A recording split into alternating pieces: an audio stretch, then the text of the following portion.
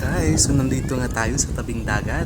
At kung nakikita nyo, may hawak akong sea cucumber. Bear? Sea cucumber or tawag dito sa amin ay balat. Ito yung parang, iba yung sa ano mo ha. Iba yung nasa isip mo. Bad ka. Yan, sea cucumber. So, naghahanap tayo niyan kasi gagawin nating kinilaw or kilawin.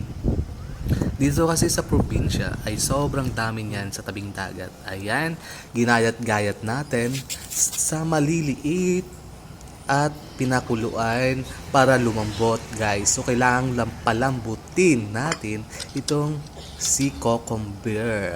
Diba? Ayan. Lagyan ng sibuyas, kamatis, may bawang ba? Suka, syempre. At luya. Ayan, masarap yan